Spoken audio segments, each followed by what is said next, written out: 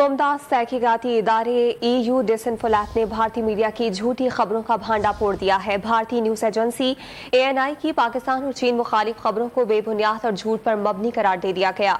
Report के मुताबिक ANI अपनी खबरों में जिन सहाफियों, तंजीमों और ब्लॉगर्स का हवाला देती है वो अपना वजूद ही नहीं रखते। यूरोपीय यूनियन में फेक न्यूज के हवाले से काम करने वाले तहकीकाती इदारे EU डिसइंफोलैब ने नई तहकीकाती रिपोर्ट जारी कर दी, जिसमें भारतीय मीडिया के इस झूठे तरीक़ेकार पर रोशनी डाली गई जिसके तहत वो पाकिस्तान और चीन मुखालिफ बयानियां तश्कील देता है। रिपोर्ट में कहा गया कि भारतीय न्यूज एजेंसी ANI पाकिस्तान और चीन मुखालिफ अपनी मुतअद्दिद रिपोर्ट्स में पॉलिसी रिसर्च ग्रुप का हवाला देती है जिसे वो थिंक टैंक बताती है, लेकिन EU डिसइंफोलैब ऐसे किसी भी थिंक टैंक को ढूंढने में नाकाम रहा। रिपोर्ट के मुताबिक ANI ने 2021 में एक मजमून नशर किया जिसे रोनाल्ड नामी लिखारी ने लिखा था और वो पाकिस्तान और मुसल्लह तंजीमों के खिलाफ था, मगर इस नाम के किसी भी लिखारी का कोई वजूद नहीं मिला, जबकि रिपोर्ट में दावा किया गया था कि लिखारी का ताल्लुक एंटी टेररिज्म टास्क फोर्स से है। EU डिसइंफोलैब के मुताबिक international forum for rights and security नामी थिंक टैंक भी 2014 में बंद हो चुका, मगर ANI ने इस इदारे के 200 से ज्यादा मज़ामीन का अपनी खबरों में हवाला दिया। इन तमाम झूठी खबरों के बाद EU डिसइंफोलैब ने भारतीय मीडिया को चार्टर ऑफ म्यूनिख के बुनियादी उसूलों की खिलाफ वर्जी का मुर्तकिब करार दिया।